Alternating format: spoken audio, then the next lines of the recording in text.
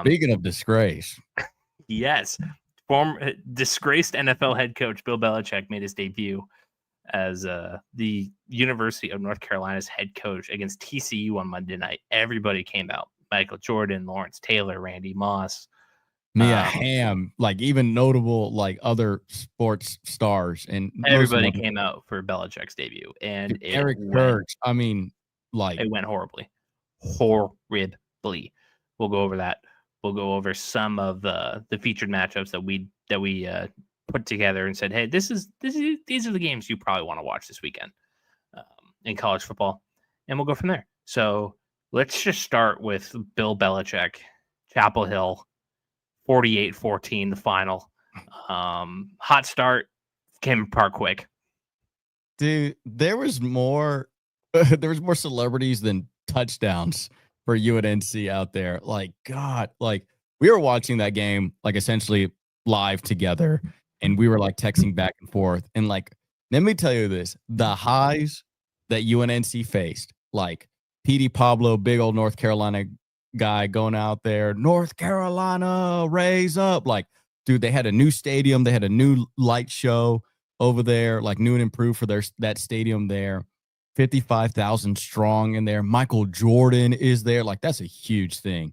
And that first drive, bro, like me and you text, I was like, bro, if this is the first drive, like Bill Belichick may be cooking here. And all of a sudden, Tom Brady, who? The rest of the game unfolded, and he went from cooking to getting cooked. And very quickly. Yes. And God almighty. But the thing is, I like to call these games an avalanche game, meaning everything wrong that could go wrong for you went wrong, and everything right that could go right for the other team did. And is it truly indicative of what may become to UNC? I do not know. That could be a little bit of an overreaction, but at the same time, me and Caleb discussed earlier was you brought in Bill Belichick to essentially win the ACC eventually, and that's not happening this year, and it's going to be a very rough first year. Granted, they have literally the easiest schedule. I've mentioned that day in and day out, but the lack of, I don't know how to say that. They were very late on the transfer portal process because Bill Belichick was late to becoming a head coach for them. And especially in college football, that's a big hindrance to these guys, especially the amount of turnover rate. Like only 2 starters on their defense were returning from last year, meaning there's like everybody else is like literally fresh off the block in the transfer portal.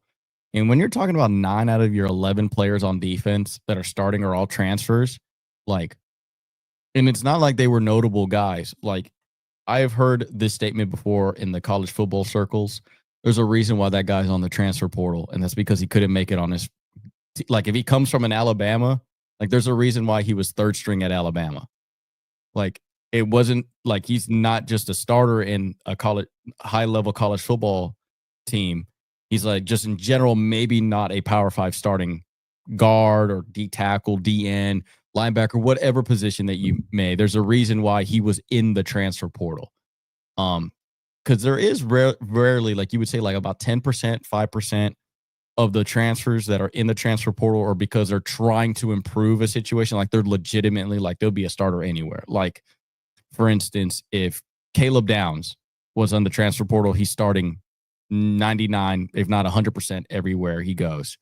Most oftentimes than not, the transfer portal is filled with guys that there's a reason why they couldn't get any starting love at their situation. And you just saw the inexperience in general. Like, the college football game is a different beast. Bill Belichick and also Sonny Dykes. I mean, mind you, this is a guy who went to the national championship. Like, granted, was it the worst national championship of all time? Yeah. But at the same time, Sonny Dykes led a very good TCU team go against a Hall of Fame Georgia team at that time. But he has legitimate experience. And also, Sonny Dykes is a little bit on a bounce back tour. He was a notable bum at Cal. Like, in him going to TCU, he's kind of like, who does Bill Belichick think he is, thinking of coming into college football and thinking he's just going to run circles around me? Bro, I've been to the national championship. You haven't even you haven't even coached a single game. And it really backfired big time, I would say. Yeah. So like I said, first drive was immaculate. Oh, dude, you couldn't have picked a better They had drive. one play of minus yardage. They had a -3 run, Gio Lopez, which I assume is technically a sack. But 9-yard run, 3-yard run, 8-yard run, 39-yard pass, 19-yard pass, and an Super 8-yard balanced touchdown pass, offense. or 8-yard touchdown run for Caleb Hood, the running back. Then they forced a punt, a 3-and-out. Then they punted, and it was over. Yep. It's like they put all their chips, and it's like, we're going to look so good this first drive. And after that, that's about it. We got it. Like their first first drive offensively and their first drive defensively was amazing. Amazing. You could have not coached that any better. It was perfectly balanced. It wasn't fluky in any way. It wasn't busted coverage. It was just incredibly scripted. Oh, yeah. And then all of a sudden, it was just like, all right, that's it. I came and did my piece. I'm good.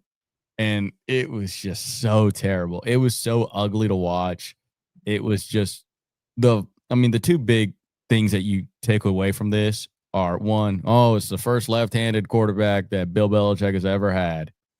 Like that narrative. And then the fact that the backup's also a lefty too. That was actually there was another interesting thing first for Belichick. Do you want to hear it? Go ahead. First time a Bill Belichick coach team gave up 48 points. Yes, because with the last one was 47, right?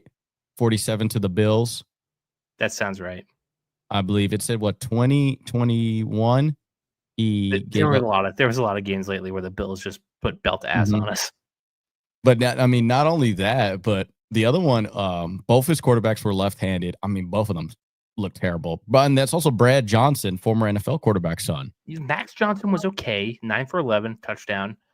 Who knows if that was garbage time or if he was actually putting a little something together. But he looked head over heels better than Gio Lopez. Yeah, Gio Lopez like straight up stunk after that. Like I was like, bro, this is not a starting caliber Power 5 He didn't complete a pass for an hour. Yeah. He looked really good that first drive. Like, and it's so funny because like you look back at that first drive, you feel like that's two different teams. And like what happened? But like Gio was just so horrible, bro. Like I was like, this is not an FBS. This is not a Power 5 school. Hell, this is not even like a starting quarterback at like UTSA. Like this is, which is crazy because he just had a pretty good season at South Alabama last year.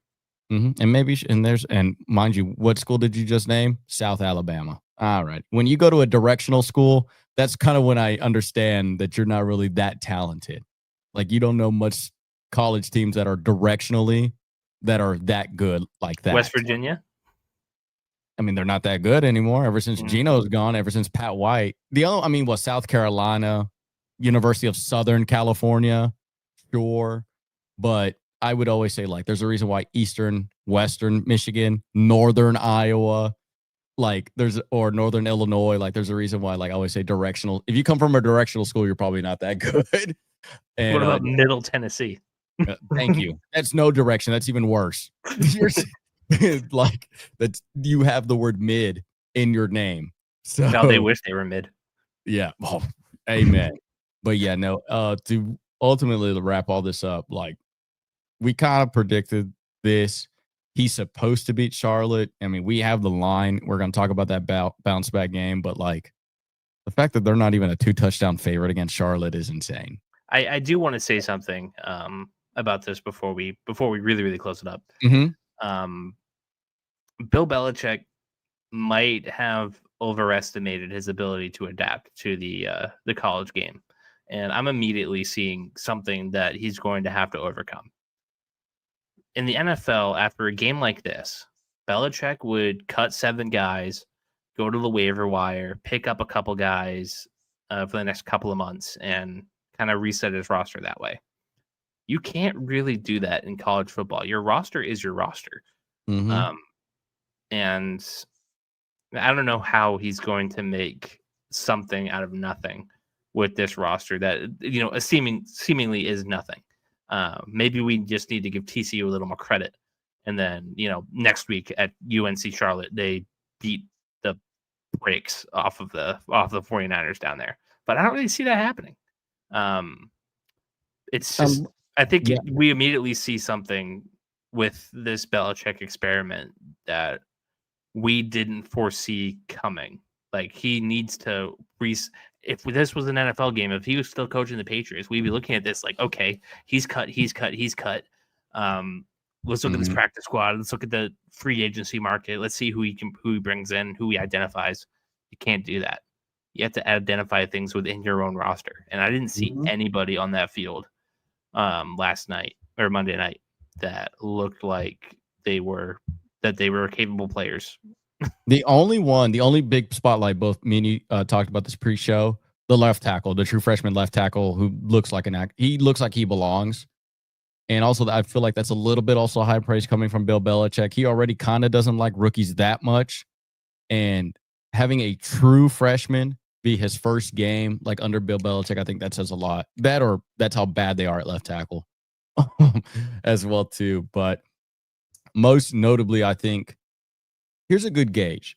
You brought in Bill Belichick to be a contender in the ACC. That means on coaching stature, that is a potential national championship level coach. So in the realm of coaching right now in the college football era, because we have expanded the playoffs obviously to 12, right? That means you need 12 coaches or a relatively 12 to, let's say, 18, almost 20 coaches that would be playoff eligible coaches. So you have Ryan Day. You would have even Lincoln Riley because what he did at Oklahoma, not what he's done at USC, but he has had success. Kirby Smart, Kalen DeBoer, even though he's sucking it up at Alabama, which we'll touch on later. Like Steve Sarkisian as well too. Lane Kiffin, even who's he's an above average to almost championship level coach. I would say like on that middle, like a B plus guy. Sonny Dykes is very much he was brought in to be better than Sonny Dykes' coaching career. Sonny Dykes, like I mentioned, has been to the national championship.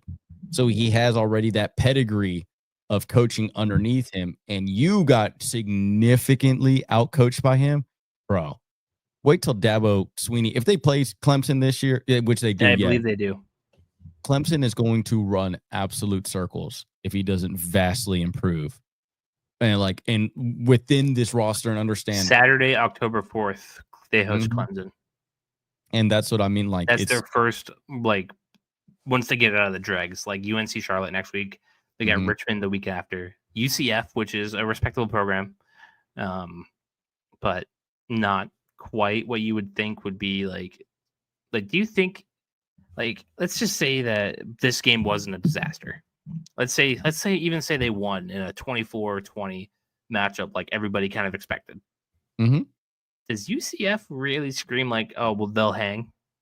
No, they should. If Bill Belichick won this game as like by 3 points, like that's a great introduction because it's like, okay, and mind you, like I said, TCU is a good barometer because Sonny Dykes has went to the national championship.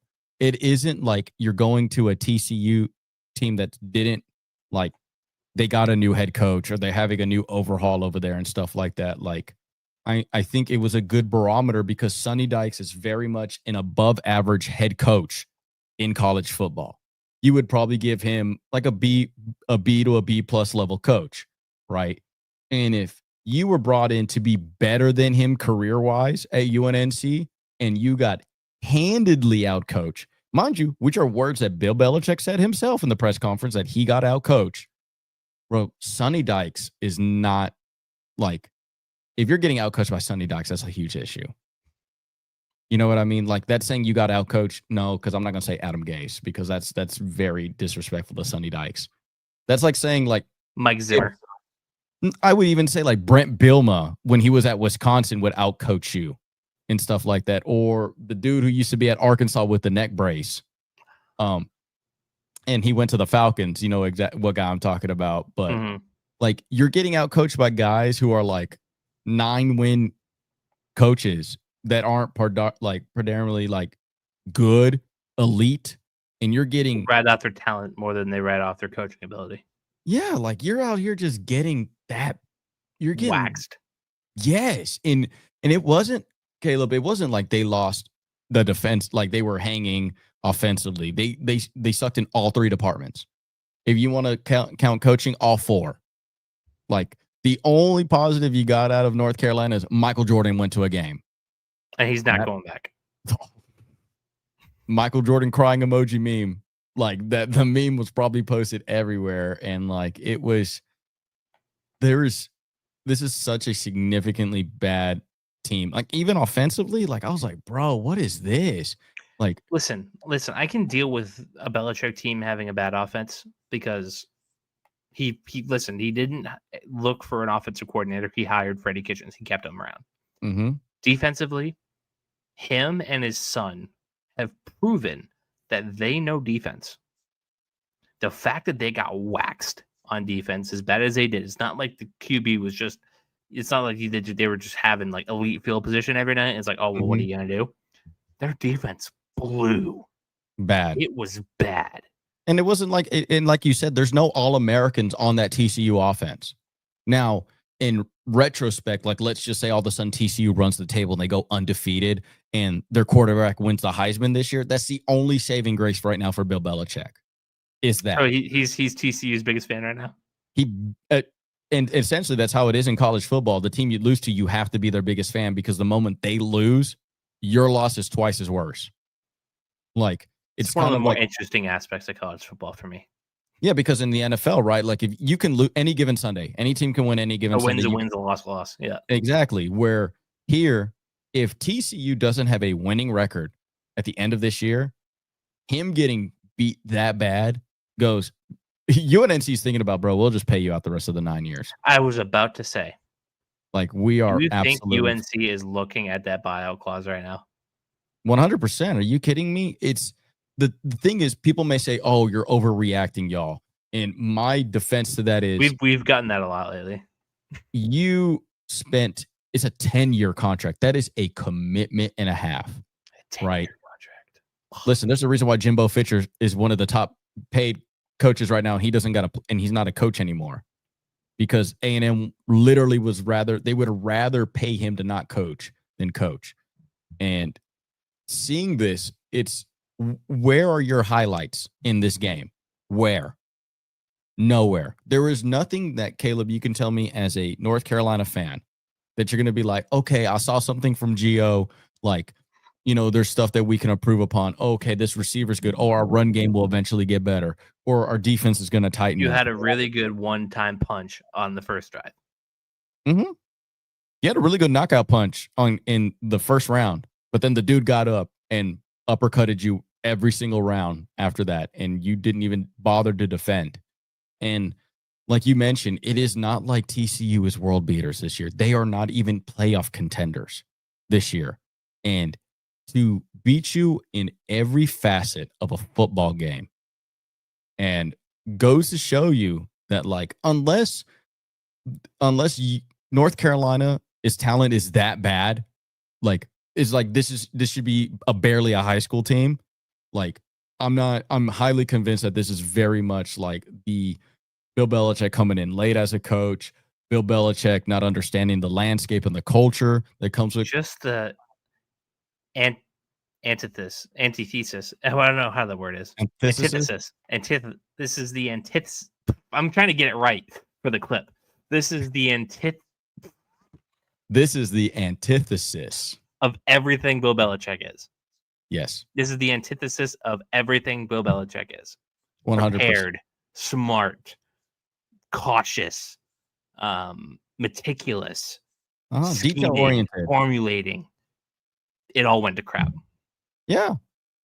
And I hope that made for an okay clip because that was a struggle. But the thing also too is when on the Pat McAfee show today, they brought in Bruce Arians today. I saw that. Bruce Arians had a wonderful quote. Players win you games, coaches lose games. Bill Belichick said that 100 times. Yep. And especially in college football, more oftentimes than not, your wins are coming because you're out Jimmy and Johnning a lot of people. You're not out Xing and Oing people. There's a reason why, like, when you sometimes, and I compare this also, like, how vastly different the college football video game is compared to Madden.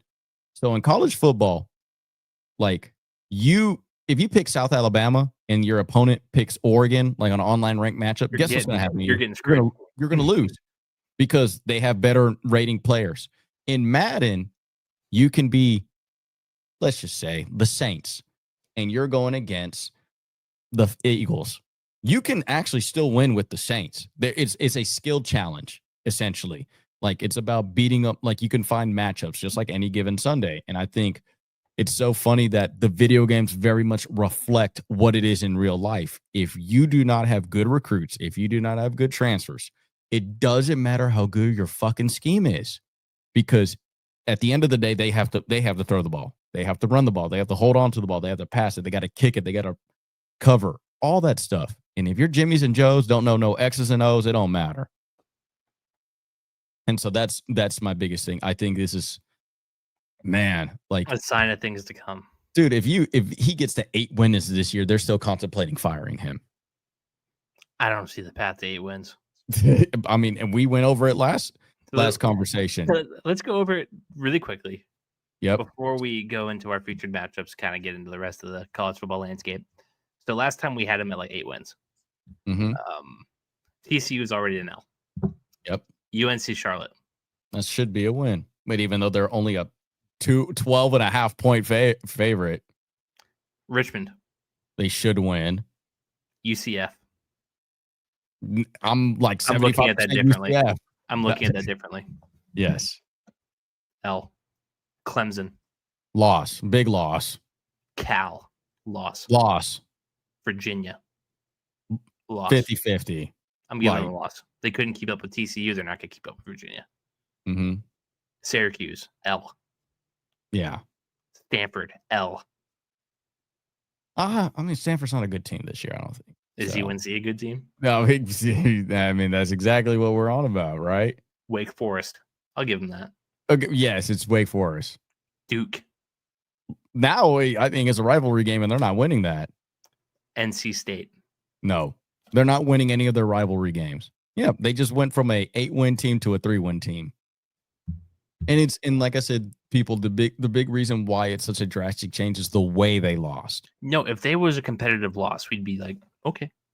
Because the thing is, we have, and kind of like behind a lot of our points, we have no proof that Bill Belichick can coach in college football. We don't. And also, the only lasting proof that we have of him coaching is in the NFL, and that wasn't good. Not the end. Exactly. So it's certainly not the things before Tom Brady. So it's hard for me. It's hard for me to have a conversation with somebody when they're going to be a positive note on Bill Belichick, unless somehow he wins the opposite end. He wins by like 56-0 against Charlotte, and it's like, okay, but that's also just Charlotte. Like the only Richmond, and then they have UCF. That's the next test. What do you learn over the next 2 weeks? Dude, the fact that you're telling me that Bill Belichick going against UCF is a make or break decision game for him in his career is insane. I can't wait to revisit it.